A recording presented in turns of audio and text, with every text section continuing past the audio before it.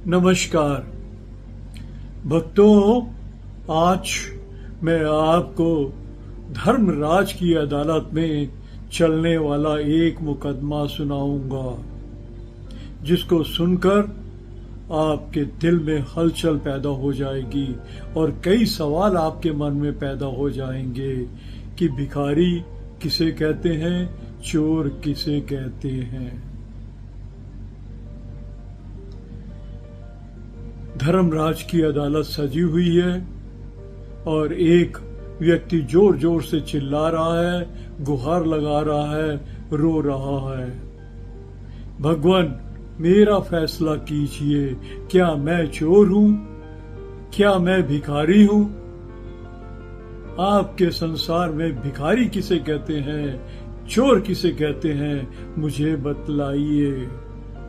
उसने देखा कि अरे कि जज की कुर्सी पे तो कोई बैठा ही नहीं है, लेकिन तभी उसे आवाज सुनाई देती है कि धर्मराज सब देख रहे हैं, सब सुन रहे हैं, अपनी समस्या बतलाइए। व्यक्ति रोता हुआ कहता है कि महाराज, हे भगवान, मैं एक छोटे से गांव में रहता था।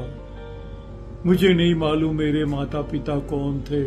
मैंने जीवन में सिर्फ एक बूढ़ी माता को देखा था जो कहती थी कि उसने ही मेरा लालन पालन किया है।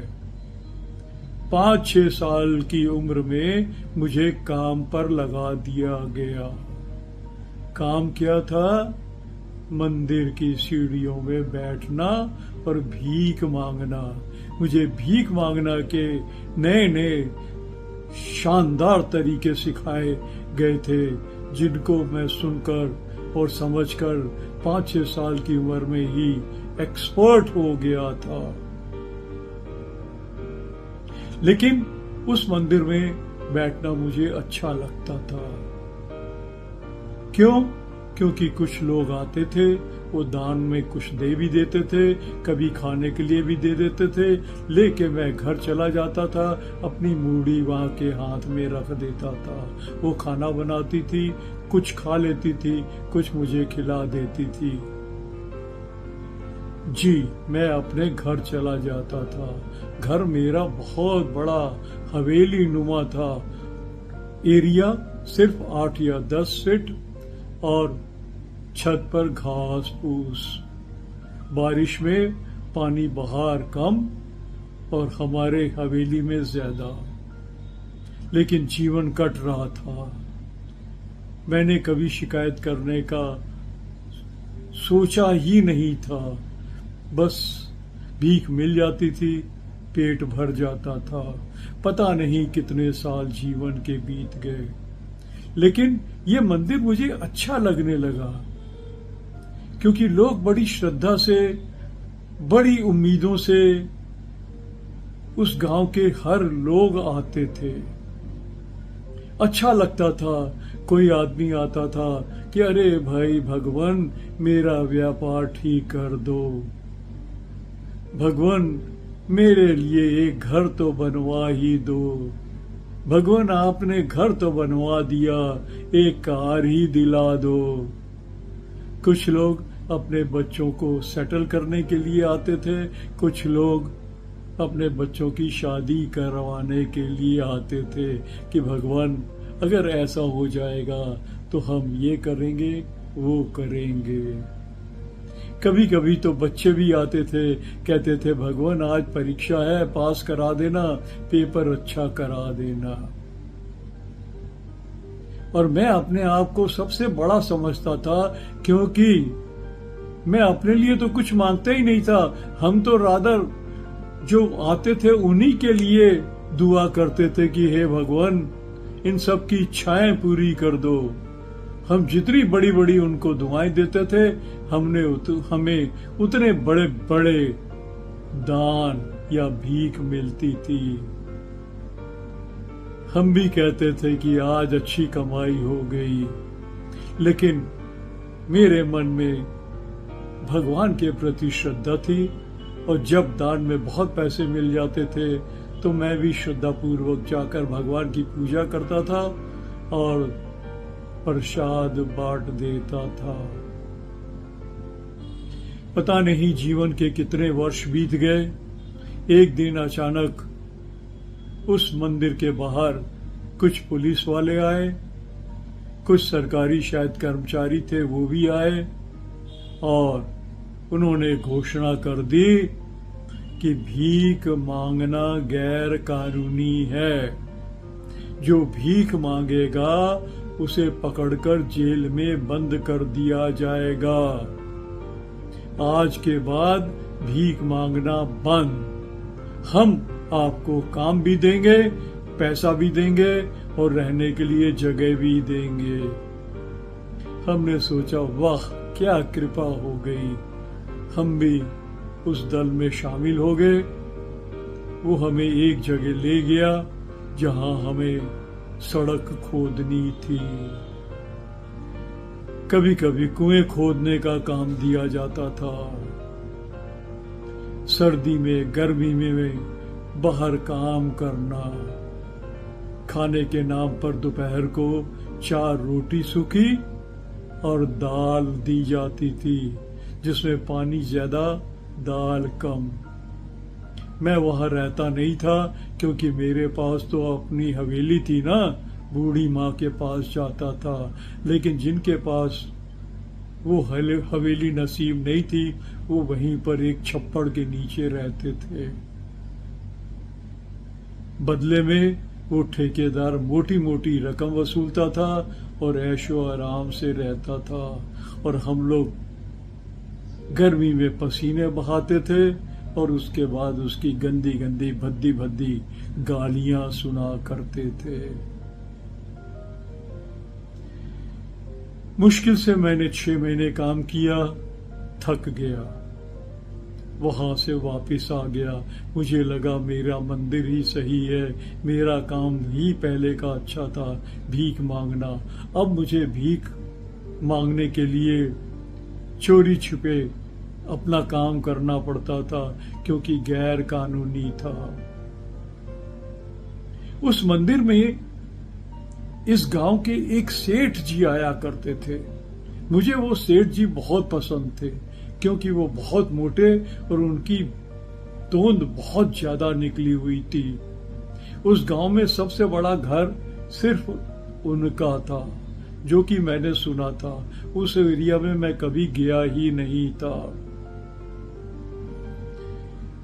सेठ जी दान पुण्य के नाम पर एक लकड़ी की ठेकी चलाते थे। जब जीवन काल समाप्त हो जाता है, अंतिम क्रिया के लिए ले जाते हैं तो बैकुंठ धाम में वहां सस्ते रेट पर लकड़ियां बेचा करते थे। ये बात अलग है कि उनको मालूम ही नहीं था कि 40 किलो कैसे तोला जाता है। 40 का कभी 35 या 30 या कभी कभी 20 और 25 भी तोला जाता था। लेकिन बहुत पुण्यात्मा अपने आप को मानते थे। जब मैंने देखा कि भीख मांगने का कार्य गैर कानूनी हो गया है तो मैंने सोचा कि चलिए ये सेठ जी के पास ही कुछ काम मांगते हैं, क्योंकि जब सेठ जी आया करते थे मंदिर में और बड़ी बड़ी भगवान से पूजा किया करते थे, उस दिन हमें बड़ा अच्छा लगता था क्योंकि वो हमें भोजन भी कराते थे और दान में पैसे भी दिया करते थे। वो हमारे लिए बहुत ही महत्वपूर्ण दिन होता था। तो मैंने सोचा चलिए उन्हीं के पास जाते हैं, कुछ उनसे काम की भीख मांगते हैं। सेठ जी ने कहा कि मैं तुझे भिखारी काम तो दे दूंगा, लेकिन तुझे वही करना पड़ेगा जो मैं कहूंगा। कोई सवाल जवाब नहीं, कोई शिकवा शिकायत नहीं। बैकुंठ धाम में जो लकड़ी की ठेकी है वहां तुम लकड़ी तोलने का काम करोगे और जितने किलो कहूंगा उतने ही किलो तोलोगे। वो सारे पैसे ईमानदारी से लाकर मुझे दोगे। मरता क्या ना करता, मैंने वो काम शुरू कर दिया। कभी कभी सेठ जी मुझे अपने घर पर भी बुलाते थे। काहे के लिए? बहुत बड़ा काम, अच्छा काम, बर्तन धोने का। सेठ जी के यहाँ बहुत पार्टियां हुआ करती थी। मैं देखता था कि रोज यहाँ पार्टियां होती हैं, नाच गाने की आवाज आती है, म्यूजिक चलती है। फिर मुझे पता चला कि सेठ जी की पहचान बड़े बड़े लोगों से है, छोटे सी जगह में रहते हैं, तो इसलिए सब बड़े बड़े लोग उनको जाते हैं। इसलिए इनके यहाँ अक्सर पार्टी होती है और कोई किसी सवाल जवाब इनसे नहीं करता है। मुझे बर्तन धोने के लिए बुलाया जाने लगा। अब मैंने देखा यहाँ पर तो पता नहीं किस किस कोने से बड़े बड़े रईस आया करते थे और अपनी अपनी बढ़ाई किया करते थे। खूब शराब चलती थी, खूब नाच गाना चलता था, हर कर्म और कुकर्म होता था और लोग अपनी अपनी बढ़ाई में डींगे मारा करते थे। अरे आपको पता है, मैंने करोड़ों रुपए का गबन किया और पकड़ा भी नहीं गया। इसी जगह बैठकर तो मैंने फला फला को इतने 1000 रुपए दे दिए थे। एक परिवार तो ये कहता है, अरे भाई आपको पता है मेरा ये नाम असली नहीं है। मैं बहुत ही होशियार था, हजारों करोड़ों रुपए का लोन लिया, कर्जा लिया और चुपचाप देश छोड़कर भाग गया। वहां मैंने नकली पासपोर्ट बनवा लिया और अब नकली पासपोर्ट से ही आता जाता हूँ, क्योंकि मुझे ये जगह अच्छी लगती है। सेठ जी के साथ बैठकर रंग रेलियां मनाने का मौका मिलता है। शरीर की ताकत और बलबूते पर लोग करोड़ों रुपए की खींचतान कर लिया करते थे, वसूली किया करते थे, धमकियां दिया करते थे, लेकिन सारी समस्याओं का हल इस सेठ जी के घर में हो जाता था। मुकदमों का फैसला भी होता था, घूस की लंबी लंबी दिए जाते थे, नोटों की बौछार की जाती थी और करोड़ों रुपए की चोरी करके मुकदमे को खत्म करने के लिए पैसे लुटाए जाते थे। लेकिन देश के बहुत ही धनी, मानी और इज्जतदार लोग कहलाते थे। इस पार्टी में मेरी गांव की एक लड़की भी आया करती थी, जो कि लोगों को शराब पिलाती थी। एक दिन उसने मुझसे कहा कि अरे भाई ये शराब मैंने उस फला फला सेठ को दी, उसने कहा मुझे ये ब्रांड पसंद नहीं है, वापस कर रहा है। तो मैंने कहा चल आज तू भी ऐश कर ले, पी ले। मैंने चुपचाप पी ली। जिंदगी में पहली बार पी थी, लेकिन अच्छा लगा, क्योंकि थोड़ी देर के लिए मैं भूल गया कि मैं कितना रईस और बड़ी हवेली में रहने वाला इंसान हूँ। अच्छा लगा। कुछ 4-5 मोटे मोटे सेठ नाच गाने के लिए उठे हुए थे, उनके गिलास शराब से भरे हुए थे। मैंने आओ देखा ना ताव, हर एक के गिलास में थोड़ी थोड़ी और पी ली। कभी पी तो थी नहीं, पहली बार पी, इसलिए बेहोश टाइप का हो गया और चिल्ला चिल्ला कर उल्टी सीधी बातें करने लगा। पार्टी में खलल मचा तो मुझे बहुत मार पड़ी, सबने मारा। मेरे सेठ जी ने कहा भिखारी तू तो भिखारी ही है और भिखारी ही रहेगा, मैंने गलत आदमी को काम दे दिया। आज तूने बताया तू भिखारी के साथ साथ चोर भी है, शराब चोरी करके पी ली। मैं ऐसे चोरों के साथ कोई रिश्ता नाता नहीं रखता। कितनी सच्ची बात बोली थी। मार मार कर मुझे घर से बाहर निकाल दिया। मैं तो बेहोश हालत में था, मुझे किसी तरह का होश था ही नहीं। दिसंबर जनवरी का मौसम था, पहाड़ी एरिया भी था, ठंड बहुत पड़ती थी उस एरिया में, उस छोटे से गांव में। बाहर पता ही नहीं लगा कब लेटे लेटे सो गया और नींद में ही हार्ट अटैक आया और जीवन काल मेरा समाप्त हो गया। मात्र 20-21 साल की उम्र थी। आप बताइए धर्मराज जी, क्या मैं चोर था जिसने शराब थोड़ी सी पी ली थी और उस सेठ की जी के घर में आने वाले सब बहुत इज्जतदार और महान आदमी थे? क्या मैं भिखारी था जो दूसरों के लिए भी दुआ करता था और जो अपने लिए भगवान से भीख मांगते थे वो भक्त कहलाते थे? उन्हें आप भक्त कहोगे और मुझे भिखारी? फैसला आप करेंगे। आवाज आई, फैसला 2 घंटे बाद सुनाया जाएगा। एक कोने की बेंच पर मैं बैठ गया, मेरी आंख लग गई। मैंने देखा, अरे मैं वही अपना छोटा गांव देख रहा हूं। अब तो वो अच्छा खासा बड़ा शहर बन गया है। मंदिर भी एक बहुत बड़ा मंदिर बन गया है, एक बहुत बड़ा आश्रम भी है। उसमें एक महंत जी बैठे हुए हैं जिनकी सब पूजा कर रहे हैं, उनके पैर छू रहे हैं, उनसे आशीर्वाद ले रहे हैं और वो प्रवचन करते हैं, सबकी समस्याओं को सुनकर हल बता रहे हैं।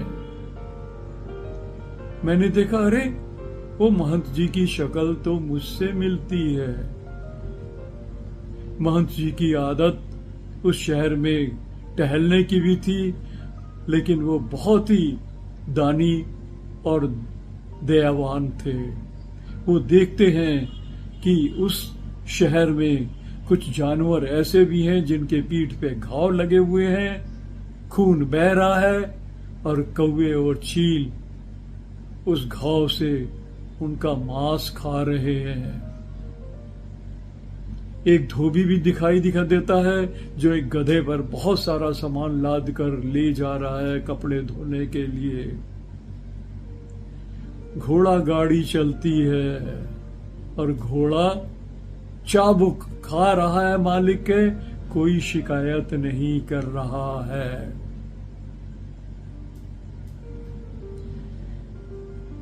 उसने ये देखा कि क्या लोगों के पास इतना दुख दर्द भी है। कुछ बहुत बड़ी बड़ी हवेली और कुछ झोपड़ियों में रह रहे हैं। खाने के लिए पीने के लिए उनके पास दर दर की ठोकरें खा रहे हैं। बड़े बड़े घर देखे तो नालियां भी देखी जहां पे मच्छर मक्खी भिनभिना रही थी। काकरोच भी देखे जिन्हें लोग अपने पैरों से मसल रहे थे। तभी आश्चर्यचकित हो गया कि ये काकरोच, मच्छर, मक्खी, गधा, घोड़ा, उनमें उसे उन लोगों की परछाई दिखाई दी जिनके प्रति उसको शिकायत थी। वो कुछ समझा नहीं और थोड़ी देर के बाद उसकी नींद खुल गई। जैसे ही नींद खुल गई उसने कहा, धर्मराज जी, मैंने आपका फैसला सुन भी लिया, देख भी लिया, मैं अपनी शिकायत वापस लेता हूँ। हर इंसान को अपने कर्मों का फल मिल रहा है। भक्तों, मुझे आपसे एक निवेदन करना है कि कभी भी आप जज मत बनिए। आप ये मत अपने आपको तकलीफ दे के सोचिए कि भिखारी कौन है और चोर कौन है। ईश्वर पे विश्वास रखिए, वो है, वो देख रहा है और सब हिसाब किताब रख रहा है। उसके शासन में कोई गलत काम हो ही नहीं सकता, अन्याय हो ही नहीं सकता है। हर एक इंसान को अपने अपने कर्मों का फल मिलता है।